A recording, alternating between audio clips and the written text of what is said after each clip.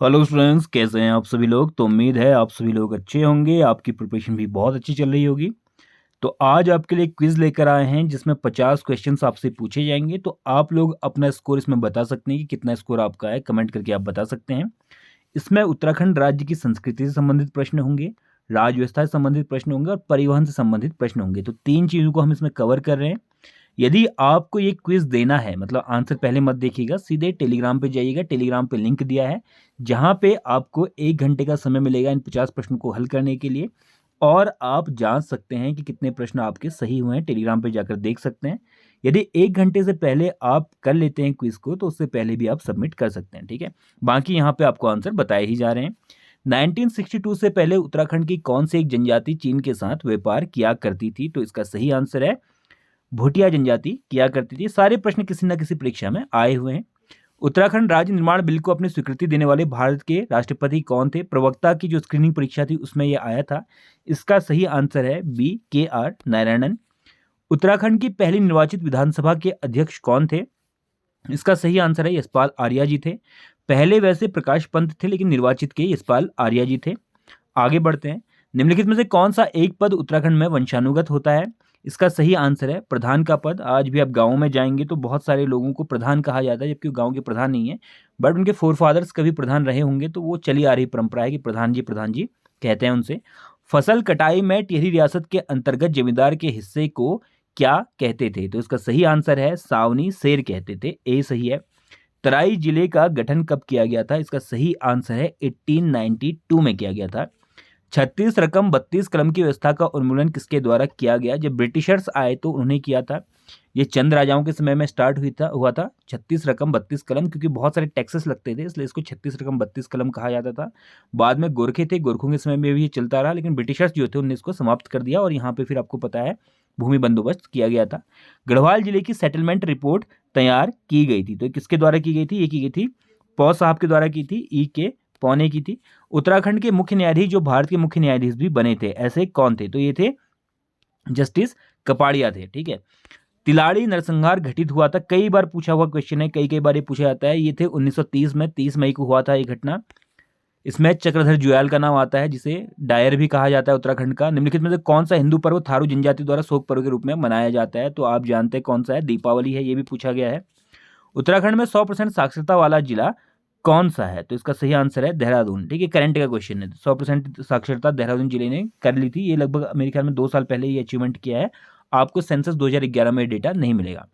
उत्तराखंड में अनुसूचित जनजाति की सर्वाधिक जनसंख्या किस जिले में है? तो इसका सही आंसर है आपको कहाँ पे है?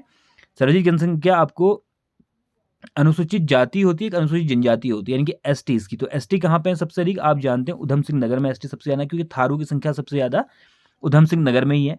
उत्तराखंड का सर्वाधिक क्षेत्रफल वाला जिला कौन सा है? तो इसका सही आंसर होगा उत्तराखंड में सबसे ज्यादा क्षेत्रफल आपका चमोली में है, ठीक है। चमोली के बाद दूसरे नंबर में उत्तरकाशी, तो इसमें चमोली नहीं है, तो इसलिए कौन सा आएगा? इसमें उत्तरकाशी आ जाएगा, ठीक है।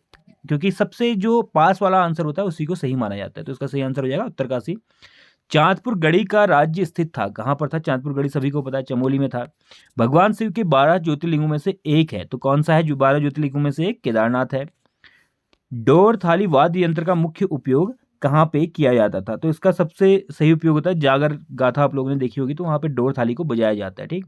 पांडुकेश्वर ताम्रपत्र किस भाषा में लिखा गया है? तो पाली भाषा में लिखा गया है। गलत युग्म का चयन कीजिए, तो इसमें से गलत युग्म कौन सा है? अस्कोट जो है पौड़ी में नहीं है। अस्कोट कहाँ है? अस्कोट है आपका पिथौरागढ़ में है, 1986, ठीक है। आगे बढ़ते हैं। निम्नलिखित वन्य जीव विहारों में से कौन सा समूह पश्चिम से पूर्व के सही क्रम को प्रदर्शित करता है? पश्चिम से पूर्व की तरफ, यानी पश्चिम कौन सा हो गया आपका? ये आपका पूरब हो गया, ये आपका पश्चिम हो गया, यानी कि राइट वाला है पूरब, ये है पश्चिम। तो यहाँ से यानी कि पश्चिम में पहले और उसके बाद धीरे धीरे पूरब की तरफ आता हुआ, तो इसका सही आंसर कौन सा हो जाएगा? इसका सही आंसर है आपका केदारनाथ आता है, फिर उसका नंदा देवी आता है, फिर बिनसर आता है, फिर अस्कोट आता है। अस्कोट आपका सीधे पिथौरागढ़ में आ गया, ठीक। निम्नलिखित राष्ट्रीय उद्यानों व उनके स्थापना वर्ष में कौन सुमेलित नहीं है? तो इसका सही आंसर कौन सा है? इसका सही आंसर है आपका राजाजी। राजाजी जो है आपका 1984 में नहीं बना था, ठीक। आगे देखते हैं। राज्य के वन्य क्षेत्र में स्थित खदानों से खनिजों का खनन निम्नलिखित में से किसके द्वारा किया जाता है? तो किसके द्वारा किया जाता है? इसका ऑप्शन सही है उत्तराखंड वन विकास निगम के द्वारा किया जाता है। वन्य क्षेत्र है तो जाहिर सी बात है वन विकास निगम ही करेगा। गढ़वाल मंडल कुमार मंडल विकास निगम का कोई मतलब इसमें बनता नहीं है। निम्नलिखित में से कालाढूंगी एवं रामगढ़ क्षेत्र में क्या मिलता है? तो कालाढूंगी और रामगढ़ क्षेत्र में से आपके लोहा मिलता है। आगे बढ़ते हैं। निम्नलिखित में से सीसा प्राप्त होता है। सीसा कहाँ से प्राप्त होता है? तो उसका सही आंसर है पिथौरागढ़ के चंडाक से सीसा प्राप्त होता है। वीरचंद सिंह गढ़वाली स्वरोजगार योजना आरंभ की गई थी। तो इसका सही आंसर है 1 जून सन 2002 को। भीमगोड़ा कुंड स्थित है। भीमगोड़ा कुंड आपका हरिद्वार में स्थित है। निम्नलिखित में से गलत युग्म को चुनिए। चंद्रबदनी देहरादून, तो इसमें आपको पहले ही ऑप्शन में पता चल गया होगा कि क्या है। ठीक, आपका कल्पेश्वर चमोली में है, मनेरी उत्तरकाशी में है, चंद्रबनी जो है देहरादून में है, ऊखीमठ जो है ये आपका टिहरी गढ़वाल में नहीं है। ठीक है।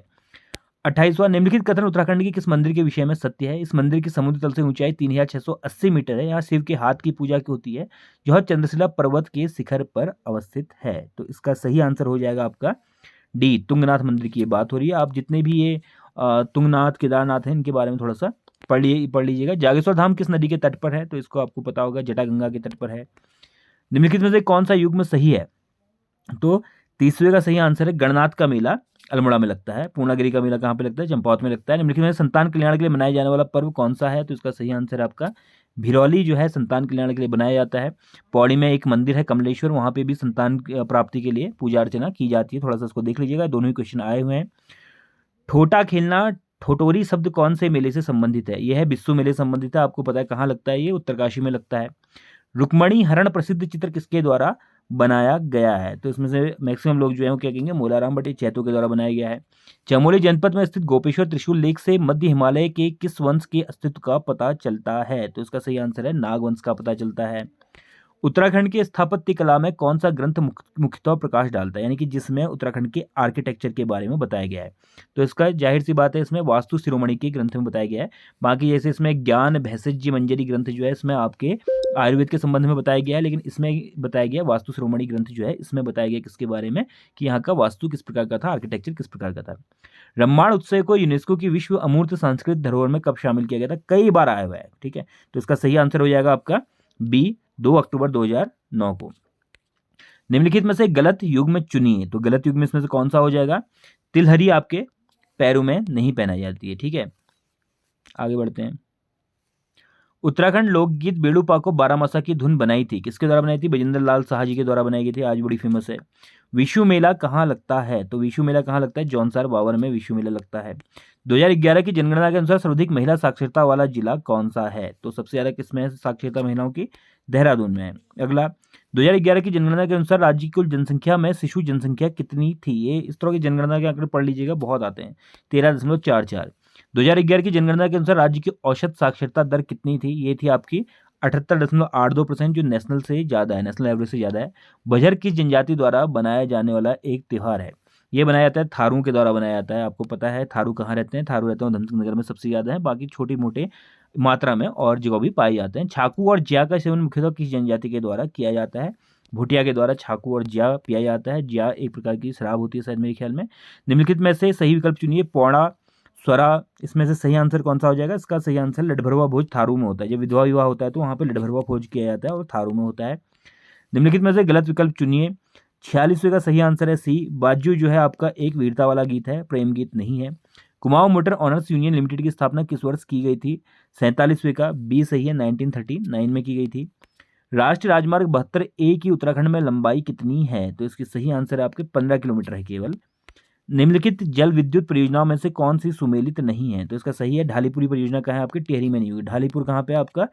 ये आप जहाँ से यमुना बाहर निकलती है, देहरादून से होती है यमुना बाहर निकलती है, वहाँ पे ढालीपुर है, वहीं पे ये परियोजना बनाई गई है। राज्य की सबसे बड़ी जल विद्युत परियोजना कौन सी है? तो सबसे बड़ी जल विद्युत परियोजना आपकी टिहरी जल विद्युत परियोजना है। ठीक, उसके बाद जब आप इसको कर लोगे पूरा क्विज को, नीचे आपको सबमिट का बटन मिलेगा, सबमिट कर देना, सीधे सबमिट हो जाएगा और आपको अपना स्कोर पता चल जाएगा, कौन सा आपका सही रहा, कौन सा गलत रहा, वो सारी डिटेल आपको इसमें मिल जाएगी। तो जल्दी मिलते हैं नए वीडियो के साथ, तब तक के लिए ध्यान रखें आप लोग अपना। धन्यवाद।